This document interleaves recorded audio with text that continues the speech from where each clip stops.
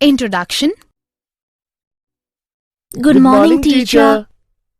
Good morning, students. Today we are going to start our new chapter, Breathing and Exchange of Gases. Can anybody tell me how do we breathe? Ma'am, breathing is a process in which air is inhaled due to muscle contraction and then exhaled due to muscle relaxation. Very good, Rahul. And what are the respiratory organs in humans? Ma'am, humans have lungs which help them to exchange gases with environment. Very good, Rekha. And what are the respiratory system disorders? We don't know, ma'am. Fine. Now I will tell you the whole process of respiration and its disorders. In this lesson, you will learn breathing and exchange of gases. Objectives.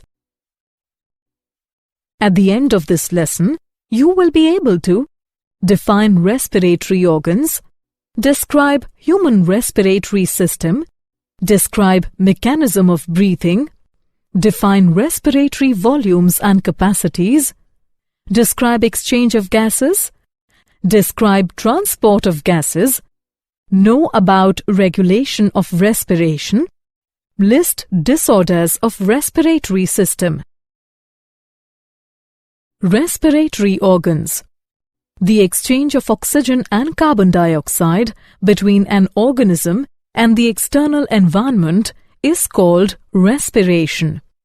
The respiratory organs vary among different kinds of animals.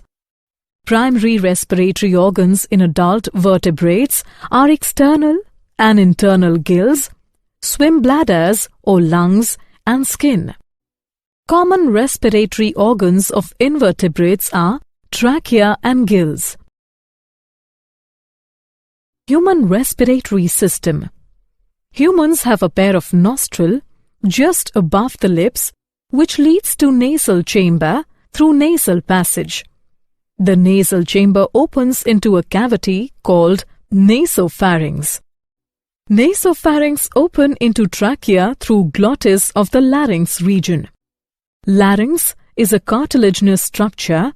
At the top of the trachea contains elastic vocal cords that are the source of the vocal tone in speech. The opening to the trachea is through a structure called glottis. A thin flap of tissue called epiglottis prevents the entry of food into trachea during swallowing. The trachea is lined with mucous membrane. It traps any foreign particles. At the lower end, the trachea splits into two branches, the left and right bronchi. Each bronchi is then split to form secondary and tertiary bronchi and bronchioles. Each bronchiole ends in tiny spongy sacs called alveoli. The lungs are both encased in a double membrane called the pleura. The pleura protect and cushion the lungs. The path from nostril to the bronchioles constitutes the conducting part which transports the air to the alveoli, and alveoli and its ducts form the exchange part of the respiratory system. On the lower side of the lungs, diaphragm is present. Diaphragm is a sheet of strong muscles lies at the bottom of the pleural cavity. The diaphragm is absolutely necessary to the respiratory system. Mechanism of breathing. Breathing involves two stages, inspiration and expiration. During inspiration, air moves into the lungs due to expansion of the thoracic cavity. Thoracic cavity expands due to the contraction of the diaphragm at the bottom of the rib cage and the contraction of the external intercostal muscles, causing the ribs to move upwards and outwards. The expansion of the thoracic cavity also increases thoracic volume and decreases thoracic pressure, so that the net flow of air is down its pressure gradient and into the lungs. During expiration, relaxation of the diaphragm and intercostal muscles occurs, due to which the pressure of the air inside the lungs becomes greater than the pressure of the air outside the body and air rushes out. Respiratory volumes and capacities. Tidal volume, TV. During normal breathing, the volume of gas inhaled or exhaled in each respiratory cycle is called the tidal volume. Inspiratory reserve volume, IRV. It is the volume of the additional gas that can be inhaled through forcible inspiration following a normal inspiration. Expiratory reserve volume, ERV. It is the volume of the additional gas that can be exhaled through forcible expiration. Residual volume, RV. It is defined as the volume of a gas remains in the lungs after a maximal expiration. Respiratory volumes and capacities. Inspiratory capacity, IC. It is defined as the sum of the tidal volume and inspiratory reserve volume. Expiratory capacity, EC. It is defined as the sum of the tidal volume and expiratory reserve volume. Functional residual capacity, FRC. It is defined as the sum of the expiratory reserve volume and residual volume. Vital capacity, VC. The volume of gas that can be forced out from the lungs at the end of maximum inhalation. Total lung capacity. The volume of gas within the lungs at the end of maximum inspiration. Exchange of gases. All living organisms exchange gases with the environment. Exchange of gases is necessary so that cells obtain the gases needed for metabolic processes and remove gaseous metabolic waste. Through respiration, gases exchange with the atmosphere via the blood. The partial pressure of oxygen in alveolar spaces in the lungs is greater than the partial pressure of oxygen in the blood. So, oxygen diffuses into red blood cells from air in the lungs.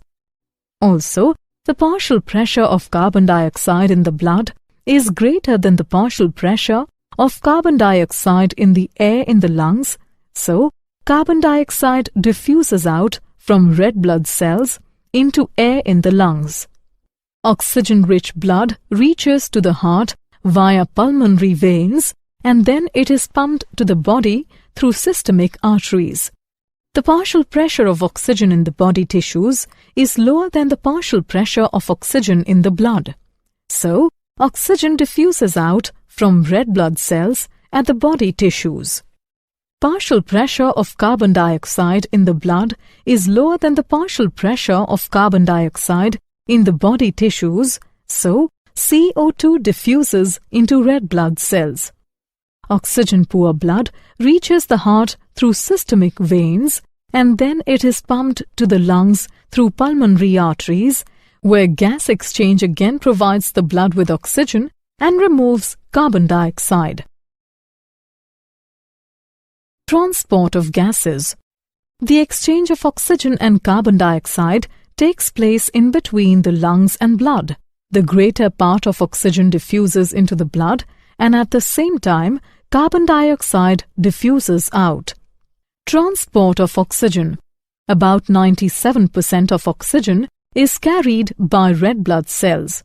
In RBC, oxygen combines with hemoglobin to form oxyhemoglobin. Hemoglobin is a conjugated protein containing 4 heme groups and globin. Hemoglobin is purple-colored, but oxyhemoglobin is of bright red color. Due to the partial pressure of oxygen gas, it readily combines with hemoglobin. The binding of oxygen to hemoglobin also depends upon partial pressure of carbon dioxide, hydrogen ion concentration, temperature, and various other factors. The oxygen dissociation curve is a graph that shows the percent saturation of hemoglobin at various partial pressures of oxygen. Transport of carbon dioxide. Carbon dioxide is carried in the form of carbonic acid, bicarbonates of sodium and potassium as carbaminohemoglobin.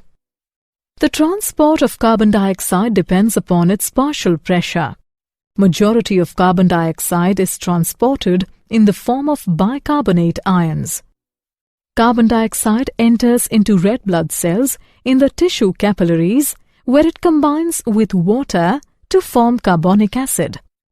This reaction is catalyzed by carbonic anhydrase, due to which carbonic acid dissociates into bicarbonate ions and hydrogen ions.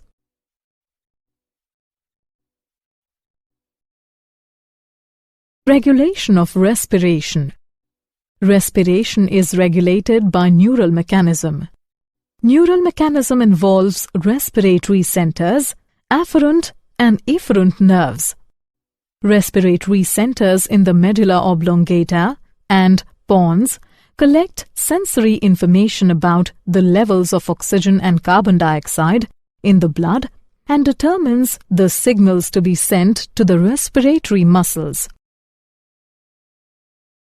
Disorders of respiratory system.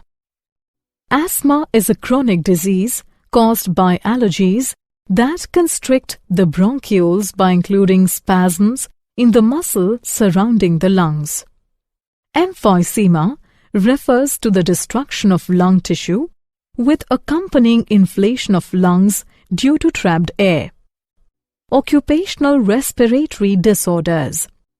A disease of the lungs that is caused by inhaling coal dust. Did you know? People who have large lung capacity can send oxygen to their body faster. Most vertebrate animals have 2 lungs. According to British Lung Foundation, in a day, the lung breathes in about 8,000 to 9,000 liters of air. Summary. Let's summarize what we have learned. The exchange of oxygen and carbon dioxide between an organism and the external environment is called respiration. Breathing involves 2 stages that are inspiration and expiration. The volume of gas inhaled or exhaled in each respiratory cycle is called the tidal volume. Exchange of gases depends upon partial pressure of oxygen and carbon dioxide.